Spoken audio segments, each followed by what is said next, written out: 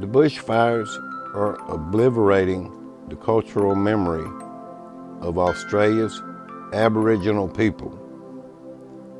The deadly ongoing bushfires in Australia have been burning for months.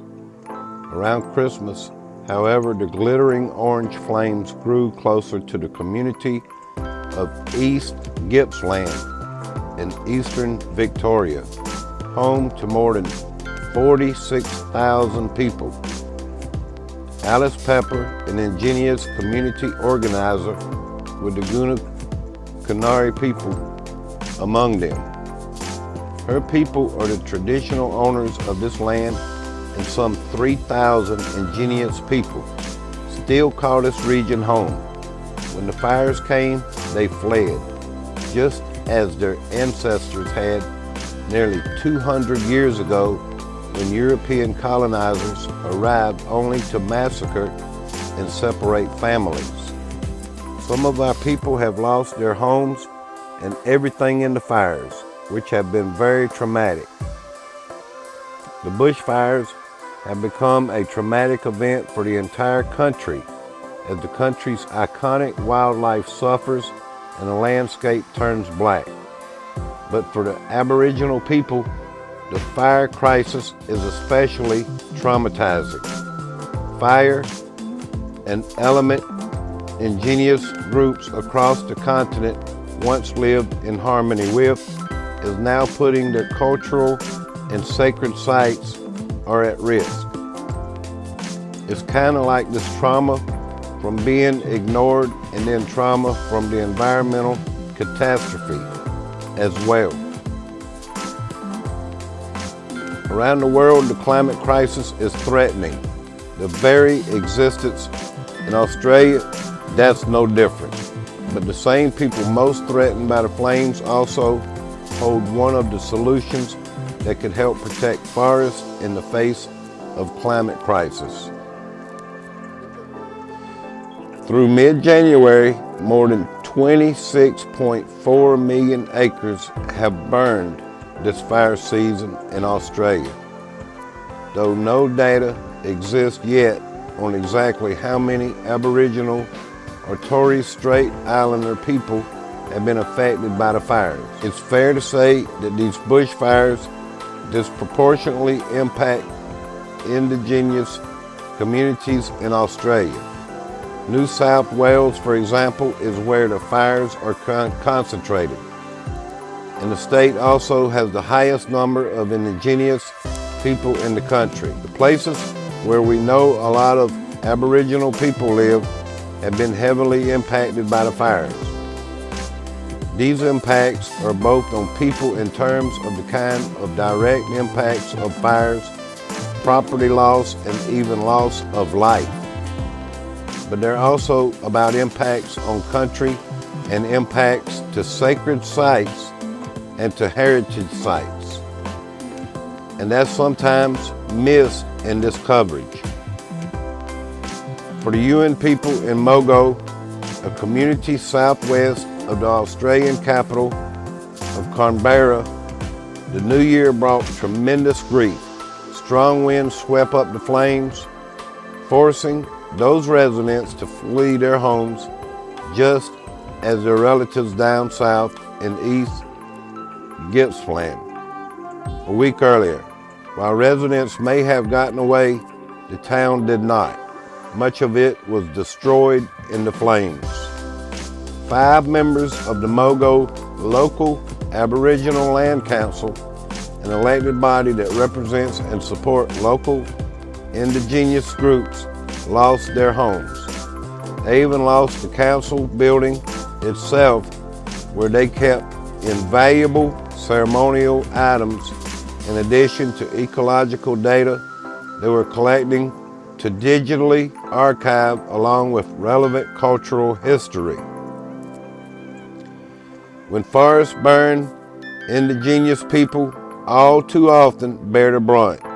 We saw that in the Amazon last year, in Northern California in 2017, to point to just 2 recent examples where Indigenous groups were hit harder and received less help in the face of massive fires.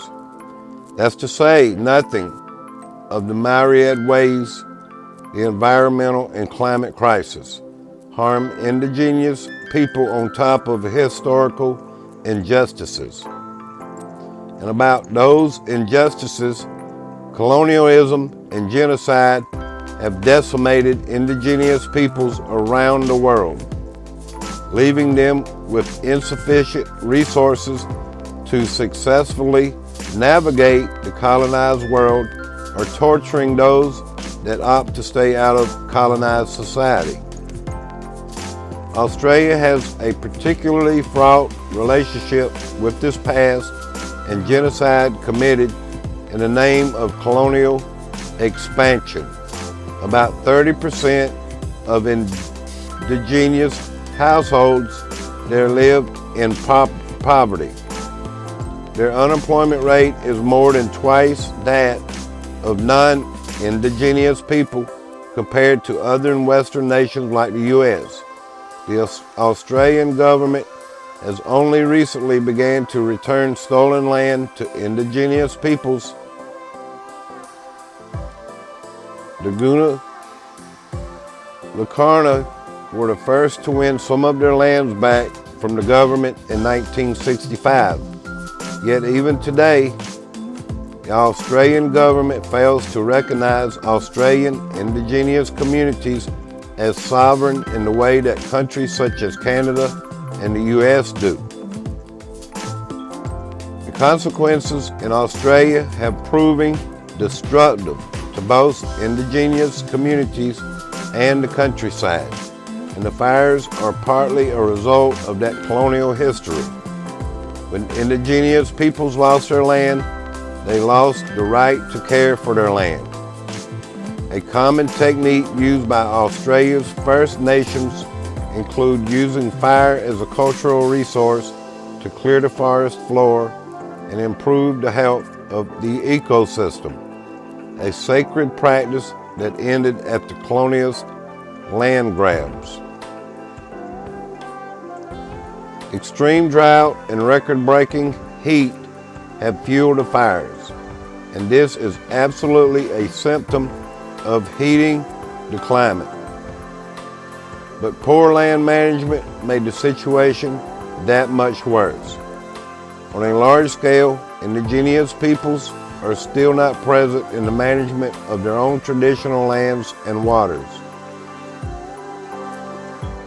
You've got generations of Aboriginal people who have been ignored, whose land management practices and knowledge of the environment has been ignored, and then watch it be mismanaged.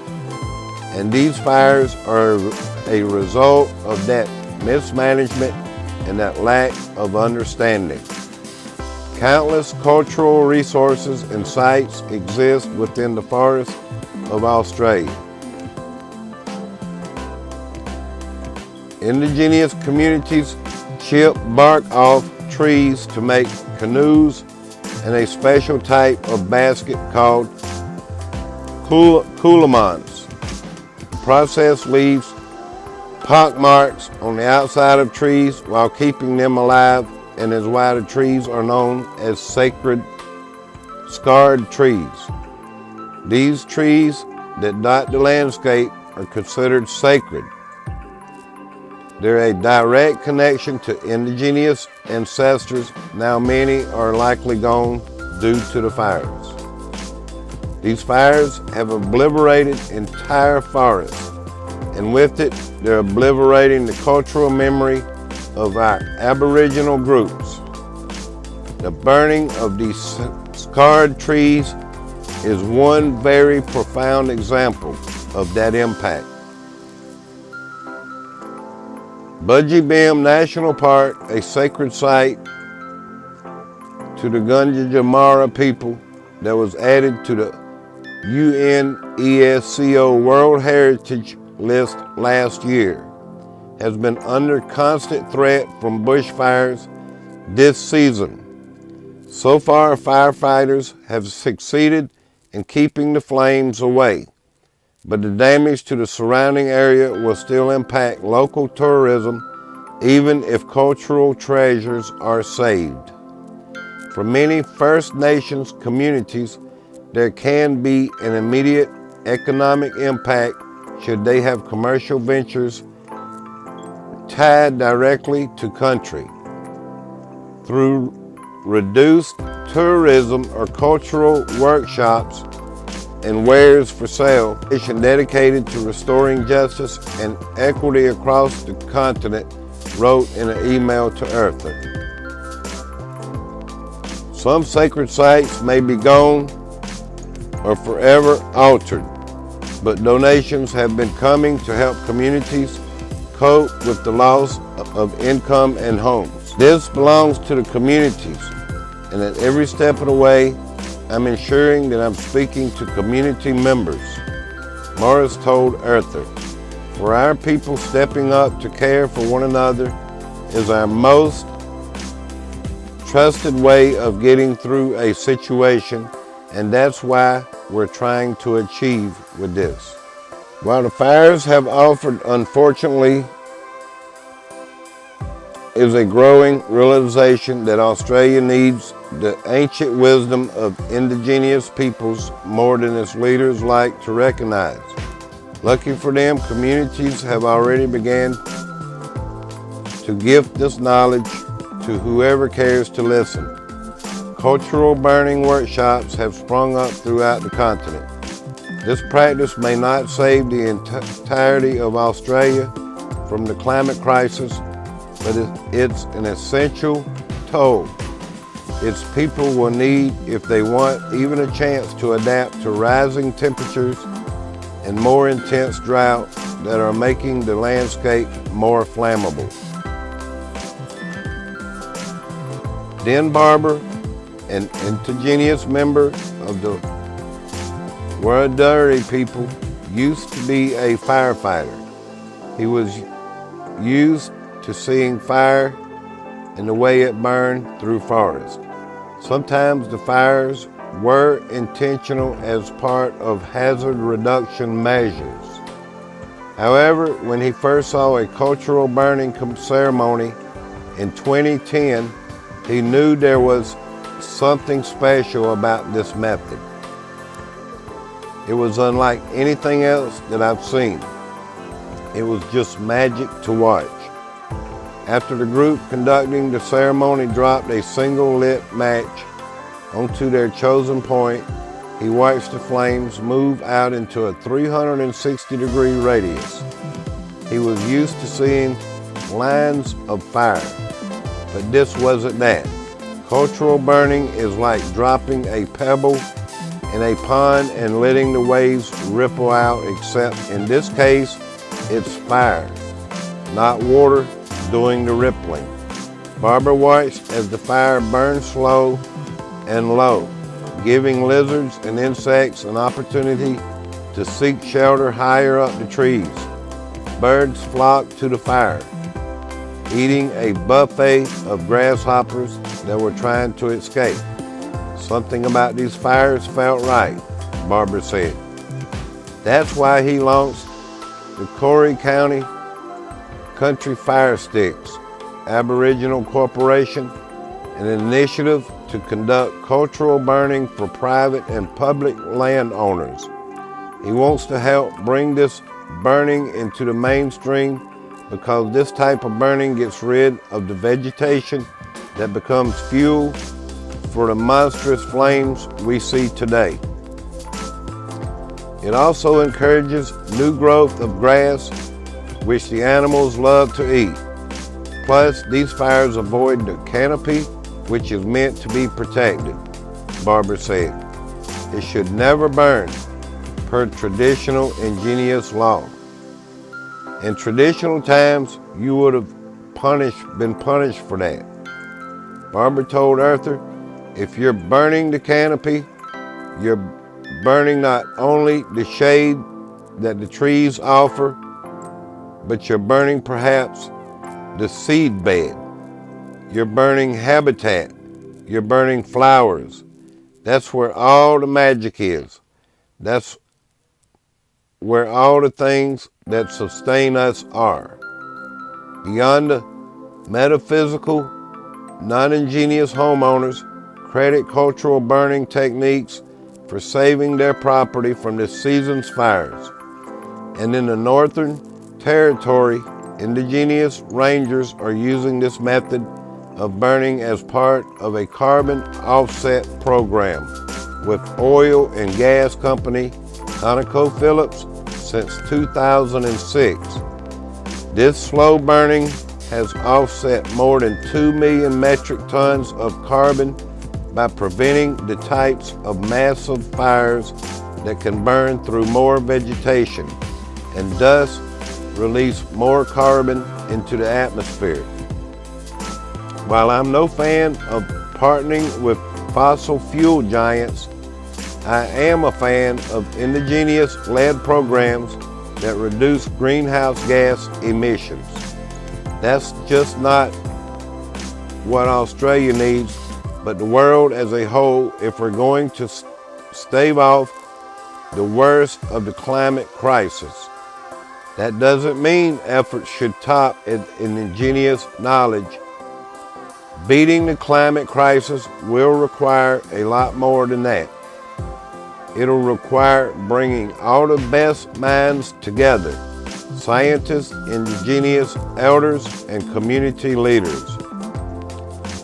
The fires in Australia are a warning. If we don't work together, the flames are destroying the lands and treasures of people like the Guna Canary in East Gippsland and the UN people in Mogo who have already lost enough already. Yet despite all that they've lost and all that the world has taken from them, Australia's indigenous groups still want to share their knowledge. Now is the time to listen.